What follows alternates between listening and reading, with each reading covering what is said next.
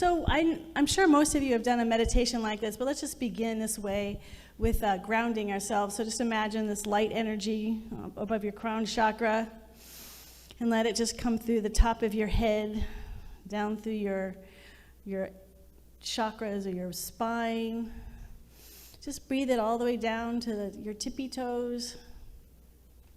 And then just allow this beautiful cord that's been from the crown all the way down, let that cord go down into the earth, into the center of the earth. It's a gold, radiant light, cord of energy of light. And just let it anchor us here and now into this moment, right here. We're not flying it off anywhere. We're right here. Feel that you're anchored here to the earth. All right. You feel it? All right. So let's just stay in that anchored place throughout our service, just to really be present in our bodies, because we're in body all year. I mean, not year. This month we are focused in on the body. Last week we're also talking about the stages of consciousness. So we talked about to me, and so sometimes things are happening in our body that we don't like, or we don't like about other people's bodies, and it could. Whenever I start naming them, I always forget other things. So there's a whole range of things of which we can judge ourselves and judge other people. And body shaming is sort of almost normal for so many people. As part of our race consciousness, it's normal for us to criticize our body. So one of the invitations that I made last week, and I'm just wondering, for here, show of hands, and online you can show your hand, is if this week you consciously practice noticing when you were judging yourself or someone else's body. Did anyone do that this week? Oh, good. Yeah, a few of you. I did. I mean, it's just, and sometimes it's obvious, but sometimes it's just subtle. And I sometimes shock myself. I'm like, ooh, that was a little judgment. And so we were practicing compassion. So when we're in the stage of to me, we practice compassion and forgiveness. So we have these things that are happening in our life to our body, and some things we were born with, disabilities we might have been born with, our gender preference, or all sorts of things. Whatever we have, some are born, some have been attained along the way, but we may not feel like we have control over it. So we start first with compassion and forgiveness. But we also want to move into loving our body. So we'll just do a check-in right now. How many of you, and you don't have to raise your hand because I don't want that, I want this to be an internal process. How many of you can right now just really be physically present, we've grounded ourselves, and really say that you love your body? And as we look at that, loving all of our body specifically. So there might be you love your body basically. Basically, you love your body, but there might be parts of your body that you don't really like. And that could be external things, and it could be internal things. There could be, if you're struggling with a chronic illness or a disease, there might be something that who likes to be sick? Or you could have, a hangnail that's really bothering you, or just, it could be so small or big. Your weight, your whatever things people judge themselves for. Can you love your body fully, unconditionally now? I remember when Reverend Mark Anthony Lord was here, his talk was on forgiveness, and he did a workshop on forgiveness, and he said one of the things we have to work on in forgiveness is that place that we consider unacceptable. Like we can do everything except for this one thing is sort of unacceptable. Is there something about your body to you that is unacceptable? And is there something about other people's body that in your mind, and again, this is just between yourself and you, because we're here to heal. We're not here to pretend we're not somewhere where we are. Is there a place where something about their body is unacceptable to you, that makes you uncomfortable? And we might think people are less than because of a disability. We have the movie Coda that just won the Academy Award. All you have to do is watch that movie and nothing was less than. But do we see something as less than? So maybe not. So we're doing the forgiveness, the compassion, and yet there might be places where we just can't get to. And so this is where we want to shift from. We don't want to just the thing about being compassionate and forgiving, these are really powerful tools, and we want to live with vitality as well. So if we're constantly sort of going to, I feel terrible, so I'm going to practice forgiveness and compassion, but I still feel terrible, we sort of can stay in that same cycle almost. The forgiveness, we want to know, where is that forgiveness and compassion? Where is it moving us towards? And this is what's taking us to the next stage of development, which we call the by me stage. And this is the stage of empowerment. That we don't necessarily just have to live in sort of this, we love the softness of the heart and the compassion and the forgiveness, but we want to live with energy and vitality, and we want to thrive. And so this is where our teaching, the Centers for Spiritual Living and New Thought, if you've been in Unity, you might have heard of these, and it's certainly out in the world, about really becoming empowered about our life now. Moving from that state of powerlessness, which is stage 1, to me, we feel like it's just happened to us, DNA, circumstances, whatever, or we just can't get a control over it, to a place of empowerment. Now, the one thing I really want to make clear, there's 2 elements to this stage, and they sometimes get confused, and it's a little bit of a thing with me, pet peeve with me, which is, so there's positive thinking. And that's just basically, if we think positively, we're going to start seeing things in a more positive way. So if we have friends that are positive, we see positivity, life starts shifting. So the research around that is accurate, and people do practice that's affirmations. We start thinking positively. We visualize positive outcomes. So they'll say, if you're going in for an interview, visualize a positive outcome. All of that is very powerful, and people all over the world in corporations and sports teams practice that. Visualize yourself running over the goal, scoring a touchdown, just visualize. So we have these techniques, and they are empowering and they're strong, but that's not entirely what we teach here. I would say that's a limited version of what we teach, because we are a spiritual teaching. And I know, because I grew up in a family with strong thinkers, and they think strongly, and they know how to want the best and create. But it does work. But we're moving to a little bit deeper place. And this is what I know there are many old timers here and know these principles through and through, and some people are brand new. So I want to go just to the basic understanding of what we teach here. We teach what we call universal truth principles. So it's not, when I say we teach it, actually you can find this teaching in any teaching when you look for it, when you have the eyes to see. And it's just what Ernest Holmes did was he started calling these principles out and saying, oh, these principles exist in Hinduism and Buddhism and indigenous cultures. I mean, it's pretty extraordinary once you start understanding them, how you start to see them then. So the principle, a foundation principle, is that behind all physical appearances, so physical appearances are what we heard in the reading, effect. And they're effect because they're temporary. Behind all appearances is what we call first cause. Other teachings might call it God or Brahma or Allah. But the idea is that at that place, which is invisible, it's the realm of ideas, is the perfection of pure spirit. And the amazing thing about it is it's everywhere all of the time. It is in, through, and as all creation, yet beyond all creation. So it's never limited by any physical incarnation, by anything that's happening in this world. It is always already its perfection where there is no opposite. And you can't see it. That's what makes it difficult. That's why we always are looking for words to describe it. But think of any idea that you have, and you just go, oh, and you have this great moment, we call it aha, that aha moment, oh, I just got it. It's like you get so excited and you tell your friends, but you can't see it, right? There's nothing to point to. It's a cool idea, and you get really excited, and it could be so powerful that it changes your life. You might start taking different action because of this new idea.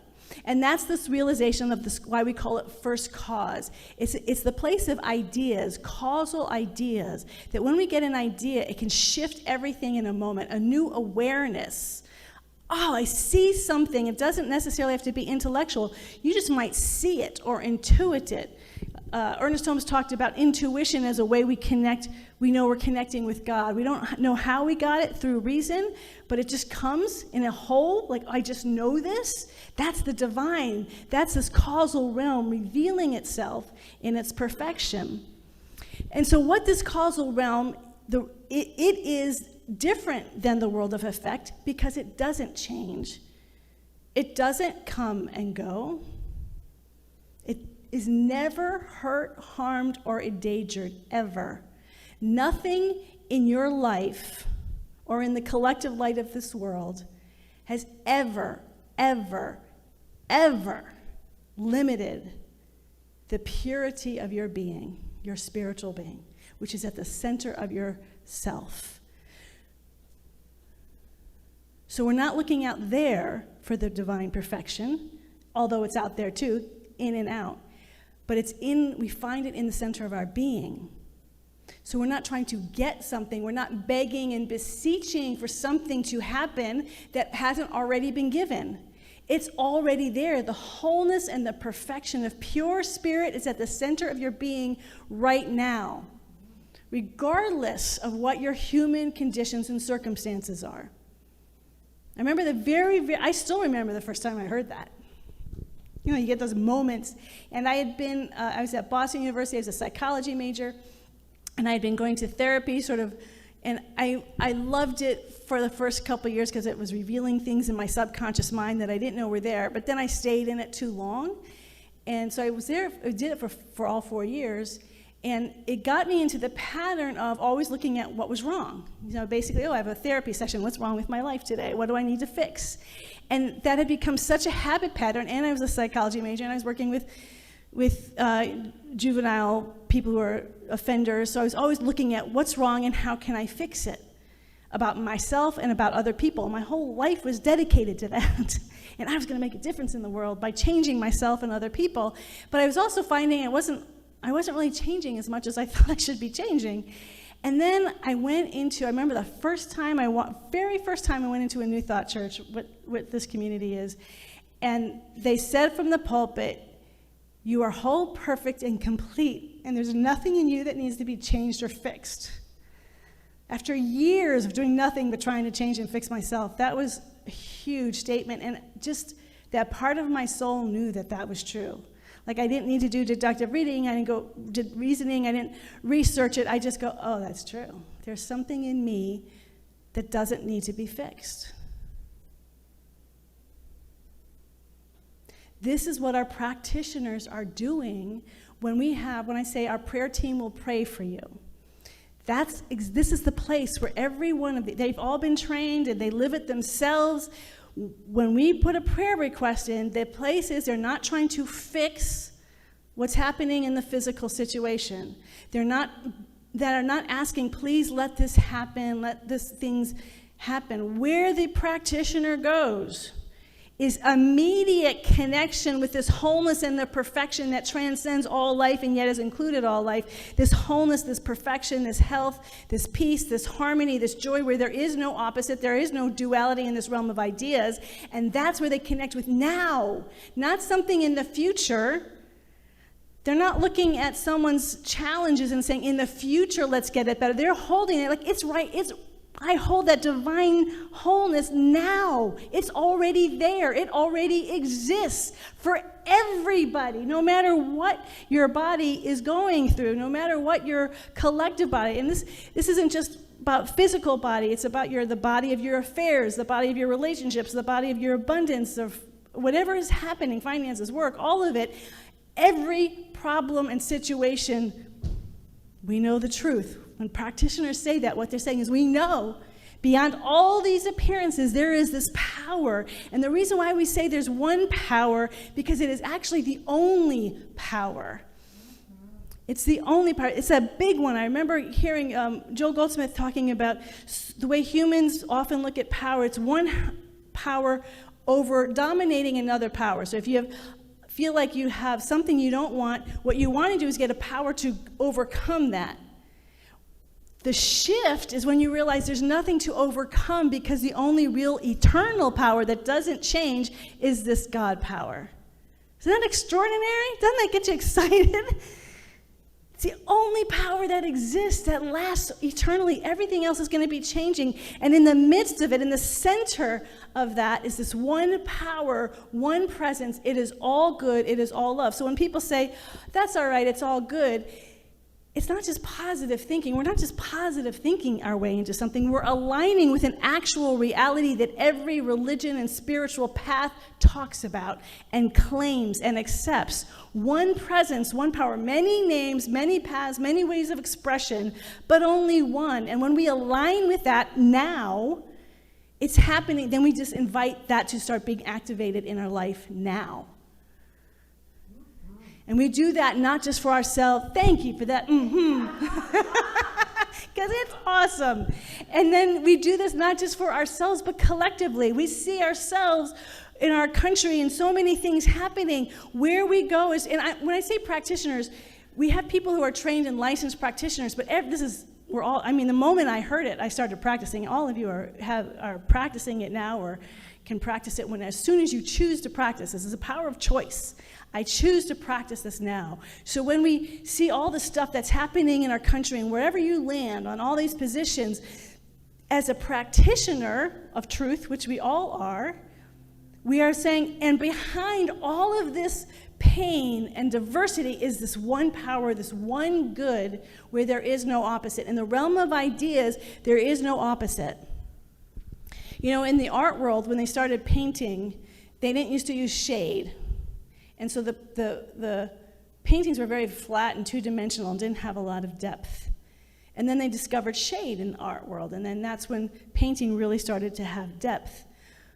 Well, this earth world is like the creator's masterpiece. So there's shade, there's light, there's darkness, but behind it, there is no shade, there is no duality, there is just this perfect purity. That's who we are. That's how all of us are. Now, we're going to spend 2 weeks on this, because one of the things that I've gotten clear about is that this is essential to really get this.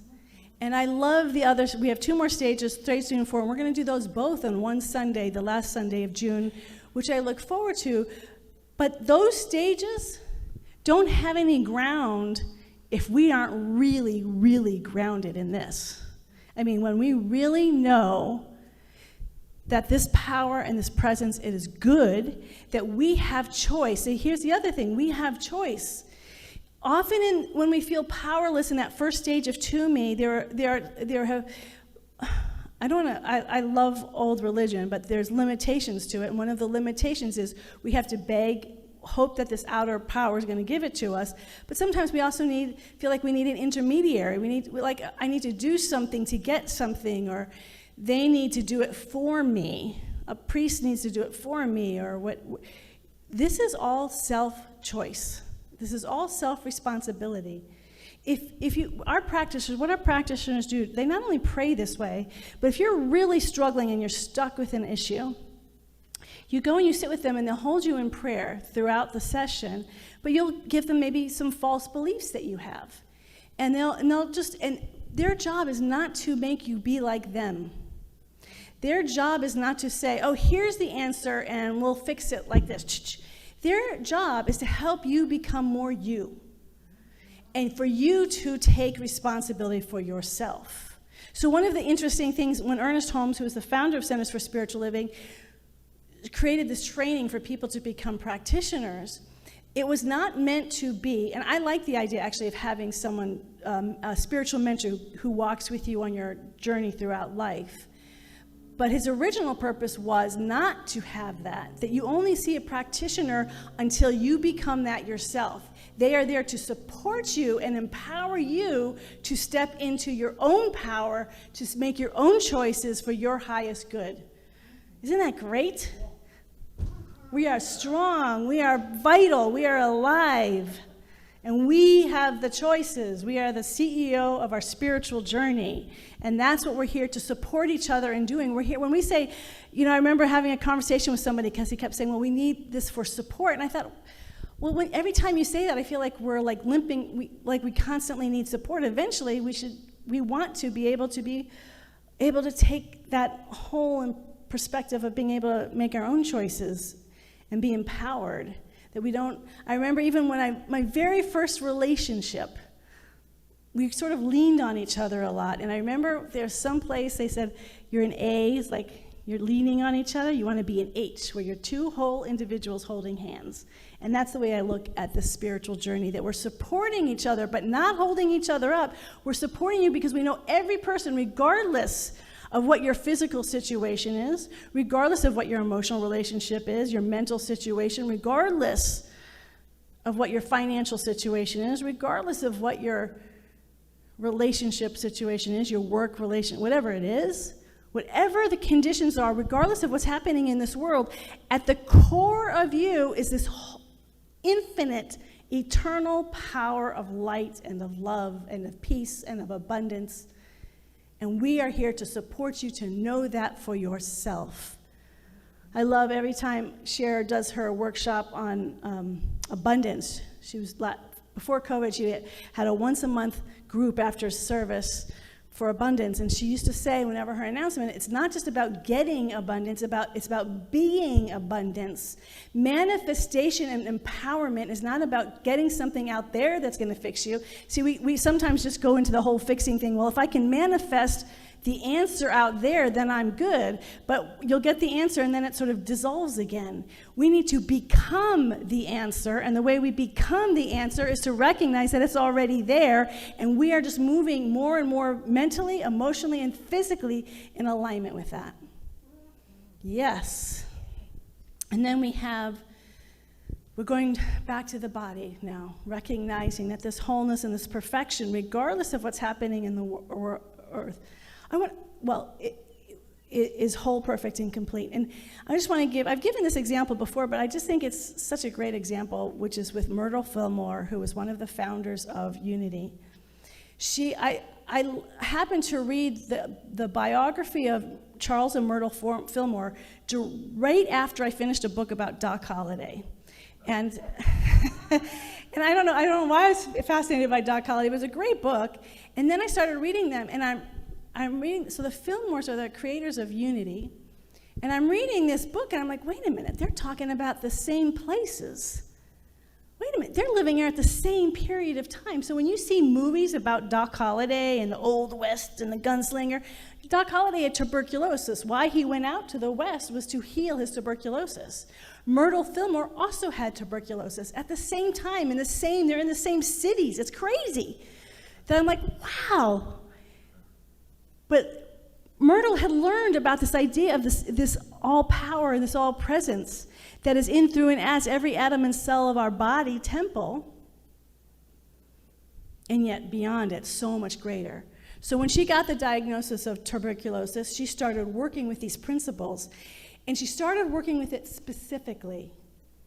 And that was one of the things I learned is she used to spend every day very meticulously go through her entire body, knowing the wholeness and the perfection of every atom and cell, every organ, action, and function of her body. She would just go up and heal. It would take a while. She was committed to her healing by seeing the divine in every part of her body. She did that for 2 years and completely cured herself of tuberculosis in the 1800s when most people were dying from it, and she lived well into her 80s. This is real. When Charles and Myrtle Fillmore, they didn't want to start their own organization. They went to a traditional Christian church and were saying, look, what we did was we were really looking at the healing way Jesus healed, and we took this idea of the divine perfection behind everything, and that if we just thank God that it's already done, that it's already here, that we're it, and they were explaining it to him, and they were telling him, this is blasphemous. You can't speak with this great authority. And yet, so they created their own teaching, this wonderful teaching called Unity, which was about healing. It works. Now, there are times where it doesn't work, and we're going to talk about that next week, because sometimes when it doesn't work, or often, it doesn't work maybe the way we want it, we just say, well, this isn't true, and we chuck it out. So we're going to face that next week, because this is really, really important that it always is true. It isn't sometimes true, and it doesn't come and go. It's always there, and there are times where it doesn't show up the way we want. So we'll look at that next week. But where we want to go with today, when we look at this diversity, so she was going through her body and seeing the diversity. We heard in the little bit of reading from David Alt, and the whole thing that he said, and I didn't want to use it because it's a little confusing, because he kept saying the body has all this wisdom, and we have to turn to the body, and the body knows this is true, which is true, but it's spirit through the body. The body of itself, it sounded like there was separation, like body had its own wisdom over here, and our mind has wisdom here, and our heart has wisdom here, and spirit has wisdom here. Spirit's in all of it. There's only one. So when our body, as Myrtle was getting to know every part of her body and healing it, the spirit through all aspects of her body could reveal itself, and it's going to reveal itself in different ways. I've been thinking about going back to school, just taking some classes, wanting to continue to grow as my son's going off to learn. I want to learn too. But it's been interesting looking at all these programs. Every one of them leads with diversity. Like, we're diverse, we're diverse, we're diverse. And I thought, first you think, oh, this is just politically correct. We get our little judgments on. And then I start reading some of these papers that people are writing. Blows me away. There is so much creative wisdom out there, and when you only say, well, truth only looks this way, we miss all this incredible stuff. Spirit's infinite, and then yet we will put it in this little box. So when we look at the beauty of diversity is finding all this, whether skin color, body type, gender differences, transgender, gender preferences, sexual preferences, hearing, disabilities, what we call this, I know there's another word for it, because she was talking about ableist. We think that we're better because we have, whatever. But there's all these ways we discriminate, but when we start hearing the voices of everybody, we are hearing the infinite nature of God. And so this is true of our body as well. That yes, our heart has wisdom, and our mind has wisdom, but our body has wisdom. It's all the wisdom of the divine, but it's going to be showing up differently. So the wisdom I get from my gut, or if my leg hurts. I used to do, one of the classes in ministerial school was a man who did a lot of healing with guided meditation, but he didn't give the imagery, he asked for the imagery. So we would take someone into a meditative state, and he said, okay, if they had, he had so many stories, but a woman who had this pain that they couldn't deal with medically, they didn't know what was causing it. And so he took her in and said, well, what's the image that's coming forth? And it was this heavy metal bar. And so he starts dialoguing with the arm as this metal bar, and it's telling this whole story, and suddenly, this realization of what caused that metal bar and it disappeared, never had a problem again. That's the wisdom of the body. There's things that arm could reveal that she could have spent all day meditating. She could have spent all day knowing the whole truth, but she needed that specific message to heal. We're going to go more into that next week. But the idea is yes, our body does have wisdom. It's Spirit's wisdom, but it's Spirit's wisdom, just like Spirit talks through all the diversity of all the amazing people on this planet, it's also speaking through all the diversity of our body. And so we want to continue to love and bless our body. Last week, Suzanne Baldwin sang the song, I don't even know what song it was, but it was about us being a holy temple. And I was thinking about, in Judaism, when they rededicated their temple, they called it the Feast of Rededication. And I thought, what if we just rededicated our commitment to our body, our holy body, to really bless it and to see it as a beautiful, radiant being, just as it is, with all its, whatever judgments and imperfections that you humanly put on it, to know that behind it is this divine perfection. We're not being positive thinking. We are actually aligning ourselves with absolute truth about our body. And so an invitation I have for you this week is to spend twice a day, every day for 1 week, looking at your full body in the mirror and rededicating yourself and recognizing this is a holy temple of the divine, and I bless it. Your body is a holy temple of the divine. I rededicate myself to blessing it and seeing it for what it is right now, and not going through your litany of all, okay, it's perfect except for, oh yeah, I can get that, except for, no, all of it. Your entire being is the temple of God, is pure spirit. That is the absolute truth. So what you are saying is you are not trying to convince yourself of something that's not true. You're not trying to manipulate or make anything happen. I want to be clear about that. So this is not positive thinking where we're trying to make something different than what it is. We are actually seeing the divine truth right now as it is, and by our saying it, we are aligning ourselves with that truth. Isn't that awesome? So we hang in with there. I had an experience this week. So I was noticing these little micro judgments that I do, and so then it just dawned on me on Wednesday. It just dawned on me, like, I haven't been blessing my own body. I have to bless my body. So I made a conscious effort to bless my body. The next day I go to the gym. So I go to the gym fairly regularly, and I once was a runner back in the 90s. And it was pretty effortless. I used to run over 36 miles. Since COVID, I've struggled with running in general, but since COVID, I've really struggled. So I go, but it is struggle. I don't want to go, and I feel like my legs are lead. Like, I just can't seem to, I only run like 11 or 12 minutes. I go for 40 minutes, and I run 11 or 12 minutes. But it's hard. Like, I just I don't want to go. Why this is never going to get easy? I just keep doing it, and it never gets easy. But I know I have to do it, but I'm going to do it. And so I blessed myself on Wednesday, went to the gym on Thursday, did not want to be there. I always make an out for myself. Well, if I just want to walk the whole time, I can, I never do, but I give myself that out. And since COVID, there's not a lot of runners on treadmill anymore. Probably because of COVID, they run outside. So people will go on the treadmill for 5 or 10 minutes to warm up, to work out, but there's not runners. And I came to the gym, and right next to my favorite treadmill was this young woman, and she's just running, make it so easy. So I went to my favorite treadmill right next to her, and of course, I had to peek, like, how fast is she going? She was doing a 7.5 minute mile, which is fast, and then there were times where she was moving up to a 7-minute mile, and she did this for an hour. And yeah, that is a fast pace for an hour. And she's just like, I'm like, how does she make that look so easy? But something happened.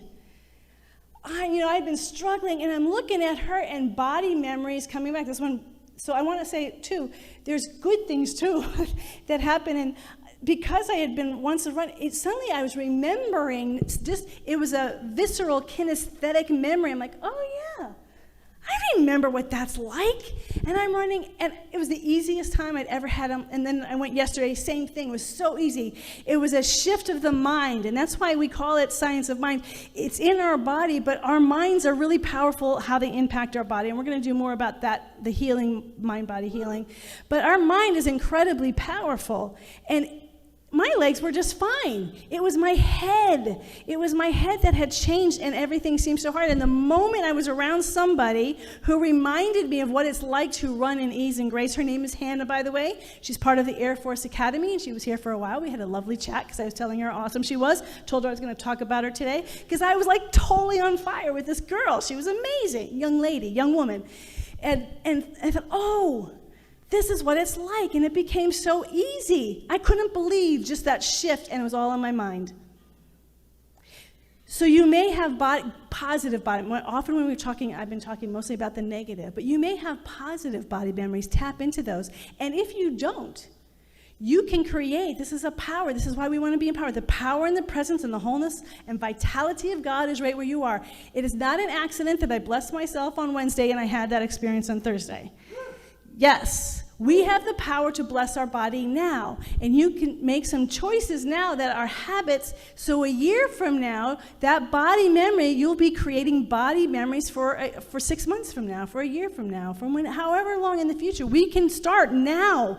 We are not a victim to the past. One of the other essential principles is there's no past precedent. Spirit is fully, wholly, and completely now. It is never limited by our past habit patterns. So if we had past habit patterns that have been negative, we can start making different choices now because we align ourselves. God's always vital. God is always alive. And it doesn't, Ken Keyes was a spiritual teacher who was quadriplegic. We have Stephen Hawking. This is not about, I'm not trying to be an ableist, like it's only people who look a certain way or feel a certain way. Wherever you are, nothing can limit spirit. Nothing. There are extraordinary people in this planet who don't have limbs, who don't have hearing, who don't have sight, who are quadriplegic, who have all sorts of issues but do amazing things because they've tapped into something greater than themselves. Jesse Itzler he's 53 and he runs like 100-mile races. And he just said, he said, I couldn't do it if I didn't believe in my soul, because this isn't just about moving my body. I'm connecting with something so much greater than me that's moving through me. This is what's open to us right now. So my invitation, look at your body, bless your body, bless your body, bless everybody's body. So it's not just compassion and forgiveness, but if there's someone's body you've just judged for a minute, just a micro judgment, turn around and bless them right away. See the wholeness and the perfection and beauty and the harmony and the love and the peace in everybody. Look, there's bodies everywhere. We have bodies here, bodies online, but anywhere you go, there's bodies everywhere. We get to see and hold and celebrate with blessing and vitality every person now. Not through force, not because you're making anything happen, but because it already is. Let's pray. Yeah, and so when we pray here, the way we like to begin it is with this principle. So we're going to just begin with principle. You will hear often from myself, from the practitioners, and from the members who have been in this community for a long time, we often start our prayers with this idea of oneness. Because we always want to establish our prayers in that which already exists. We didn't create it, we didn't make it happen, but we know and we choose to remember, as we see in our chant, to remember who we are and what life is. And so I often use the word God, but it's one presence but many names. So I invite us just to connect with what's that name of God that resonates with our soul. There's no right or wrong. It's just a name. That which created the name is so much greater. And whatever our names are in this room and online that are happening in spiritual services all over this country, all over this world, people in their homes, out in nature, we are all opening our heart, our body, our mind, our soul to that which includes all of us. Every sentient life form, animals, plants, the billions and billions of galaxies and stars, every grain of sand, that which creates all phenomena, all experience, and yet is beyond all of it. Just let's breathe that in. Aww. Even our beautiful cat, Ruby.